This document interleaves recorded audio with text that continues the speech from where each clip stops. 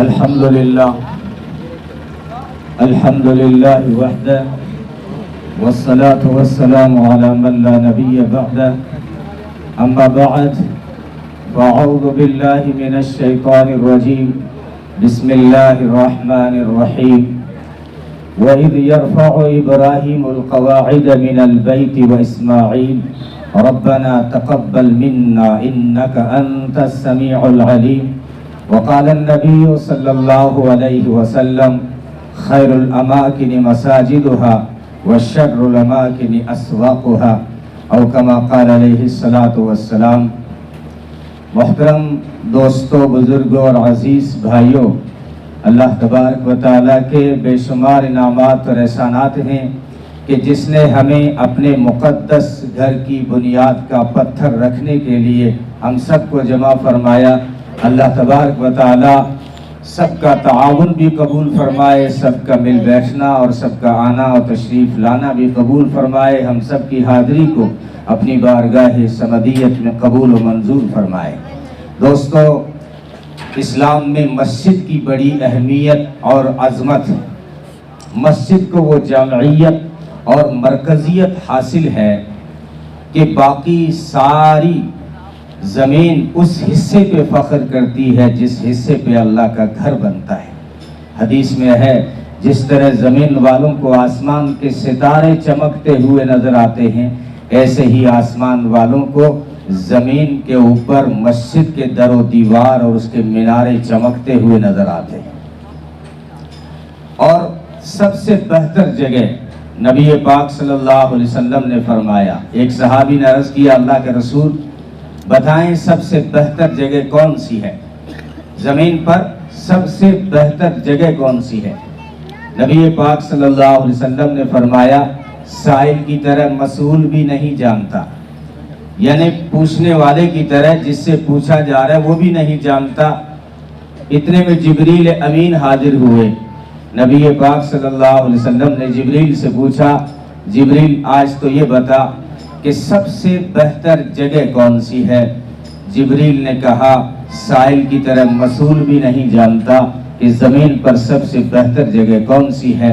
نبی پاک صلی اللہ علیہ وسلم نے فرمایا، جبریل جاؤ اللہ سے پوچھ کے آؤ کہ زمین پر سب سے بہتر جگہ کون سی ہے۔ جبریل گئے اور آئے، جب گئے تو اللہ نے فرمایا، جو سب کچھ جانتا ہے، جبریل کو آتا دیکھا تو فرمایا، جبریل تیرا آنا مبارک ہو، آج تو بہت اہم سوال لایا ہے، جا میرے محبوب کو بتا دے زمین پر سب سے بہتر جگہ وہ ہے جس پہ مسجد بنتی ہے۔ اہل علم بھی تعجب نہ کریں، خانہ کعبہ مسجد ام المساجد ہے، مسجد حرام ہے، بلکہ سب سے پہلے زمین پر جب زمین کو پھیلایا جا رہا تھا تو سب سے پہلی جو زمین کی جگہ بنائی گئی ہے وہ مسجد کے لیے بنائی گئی ہے، جس کے اوپر کعبہ بنا ہوا ہے، وہ زمین کا سینٹر ہے۔ جب اللہ نے پانی سے اس کو ابھارا تو اس حصے کو سب سے پہلے باہر نکالا، بنایا، جس کے اوپر خانہ کعبہ بنا ہے۔ کعبہ عربی میں ٹخنے کو کہتے ہیں، ٹخنے کو عربی میں کیا کہتے ہیں؟ کعبہ، ابھری ہوئی جگہ۔ تو یہ سب سے پہلے پانی کے اوپر جو ٹیلا نما جگہ اللہ نے بنائی، یہ وہ جگہ ہے جہاں پہ خانہ کعبہ بنا ہوا ہے، جو ساری مساجد کا ام المساجد ہے۔ باقی ساری مساجد اس کی برانچیں اور اس کی شاخیں ہیں، یہاں تک کہ ہندوستان کی کوڈنگلور کی پہلی مسجد سے لے کر، یہ گوگل بھی بتائے گا آپ کو کہ ہندوستان کی سب سے پہلی مسجد کوڈنگلور کی مسجد ہے، کالی کٹ سے 200 میل دور کوئی دیہات ہے، اس میں مسجد بنائی گئی۔ مورخین کا اختلاف بھی ہے، بعض نے کہا کہ نہیں، ہندوستان کی پہلی مسجد وہ ہے جو گجرات کے بھاونگر کے پاس گاؤں ہے گوگا، اس کے اندر ایک مسجد بنی ہوئی ہے، اس مسجد کا رخ خانہ کعبہ کی طرف نہیں ہے بلکہ شمال کی طرف مسجد اقصی کی طرف ہے۔ یعنی جب اللہ نے اپنے محبوب کو حکم دیا تھا کہ آپ نمازوں میں مسجد اقصی کی طرف رخ کر کے نماز پڑھیں. اس وقت بھی ہندوستان میں مسجد بن گئی تھی. آج بھی اس کا کعبہ شمال کی طرف موجود ہے. آج وہ مسجد اپنی کسی نہ کسی صورت میں موجود ہے. اور یہ کوڈنگلور کی پہلی مسجد سے لے کر یہ پرلیکا کی مسجد تک یہ ساری مسجدیں برانچیں ہیں، شاخیں ہیں خانہ کعبہ کی. وہاں سے اللہ کی تجلی جو برستی ہے وہ پھر ساری مسجدوں میں جو ہے منتقل ہوتی ہے. تو اللہ کا گھر سب سے بہتر جگہ ہے. اور ایسی عظمت حاصل ہے مسجد کو کہ آپ غور کر لیں، اٹھا کے دیکھ لیں کہ کوئی خدمت ایسی نہیں مسجد کی جس پہ اللہ کے رسول نے جنت کی بشارت نہ سنائی ہو. بندہ جب گھر سے وضو کر کے مسجد کی طرف چلتا ہے تو جنت کی بشارت سنائی جاتی ہے. اگر کوئی مسجد میں چٹائی کا انتظام کرتا ہے جنت کی بشارت سنائی جاتی ہے. اگر کوئی مسجد میں روشنی کا انتظام کرتا ہے، لوٹیا ہی لگا دیتا ہے، یہ 10 روپے کا ہے، لیکن اس کے اوپر جو فضیلت سنائی گئی، نبی نے فرمایا جو مسجد میں روشنی کا انتظام کرے گا قیامت تک اس کی قبر کو روشن اور منور کر دیا جائے گا. کتنی بڑی فضیلتیں سنا دی گئی ہیں. نبی پاک صلی اللہ علیہ وسلم کے زمانے میں سب سے پہلے مسجد نبوی میں جو چراغ کا انتظام کیا وہ حضرت تمیم داری رضی اللہ تعالیٰ عنہ نے کیا. حضرت تمیم داری رضی اللہ تعالیٰ عنہ پہلے عیسائی تھے، کرسچن تھے اور پھر اسلام میں داخل ہوئے.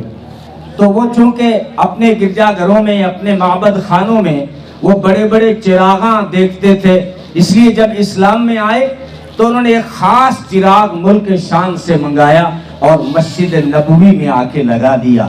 نبی پاک صلی اللہ علیہ وسلم جب عشاء کی نماز پڑھانے آئے تو دیکھا کہ آج مسجد جو ہے روشنی سے جگمگ روشن نظر آ رہی ہے. پوچھا یہ روشنی کا انتظام کس نے کیا ہے؟ تو صحابہ نے بتایا اللہ کے رسول وہ جنوں والے بھائی نے. حضرت تمیم داری رضی اللہ تعالیٰ عنہ کو صحابہ کہتے تھے جنوں والا بھائی، کیونکہ جنوں کی دعوت پر اسلام میں داخل ہوئے تھے.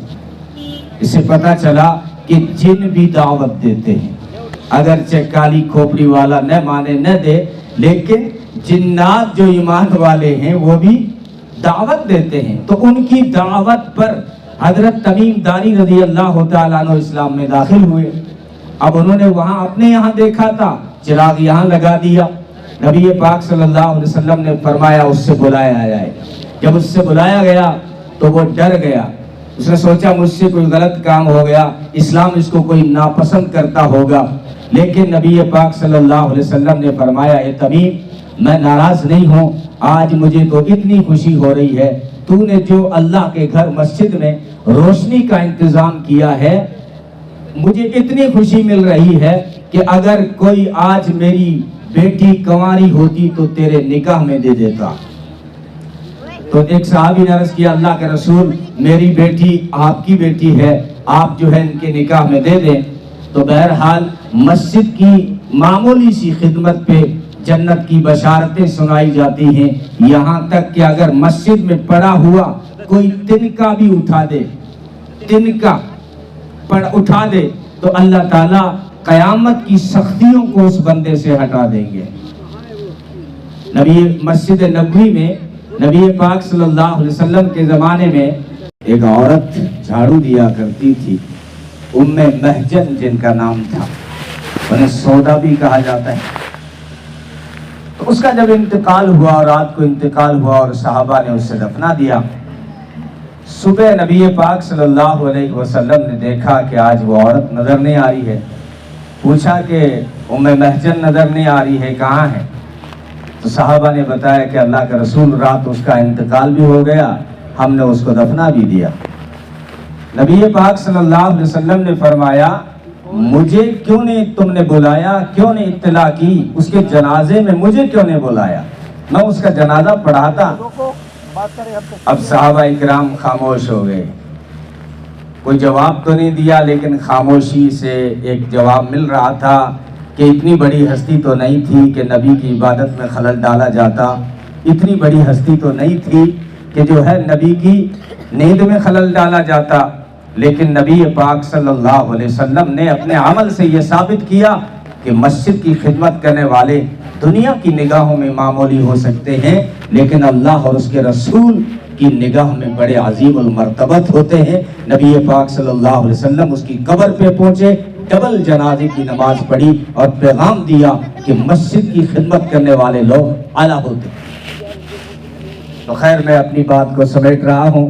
نبی پاک صلی اللہ علیہ وسلم نے فرمایا کہ جو ہے اگر کوئی بٹیر کے گھونسلے کے برابر اتنی سی مسجد بھی بنائے گا نا، اللہ اس کے لیے جنت میں گھر بنا دیتا ہے۔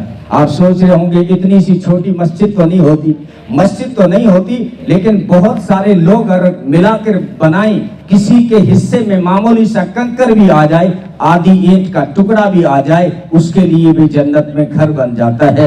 اتنا بڑا عمل ہے یہ جو آپ کرنے جا رہے ہیں کہ اللہ اس کام کو نبیوں سے لیا۔ سب سے پہلے جو مسجد بنی اور حضرت آدم علیہ السلام نے خانہ کعبہ بنایا، حضرت ابراہیم علیہ السلام نے کعبہ بنایا، حضرت سلیمان علیہ السلام نے مسجد اقصی بنائی۔ یہ مساجد کی خدمت اللہ نبیوں سے لے رہا، بلکہ نبیوں کے نبی محمد عربی صلی اللہ علیہ وسلم نے مسجد نبوی کی تعمیر خود اپنے ہاتھوں سے صحابہ کے ساتھ کی ہے۔ اس سے اندازہ ہوتا ہے کہ اسلام میں مسجد کی کتنی بڑی اہمیت ہے۔ مسجد کو آباد کرنا، یاد رکھیں مسجد کی سب سے بڑی زینت اس نمازی ہیں۔ کہتے ہیں مسجد تو بنا لی شب بھر میں ایمان کی حرارت والوں نے، من اپنا پرانا پاپی ہے برسوں سے نمازی بن نہ سکا۔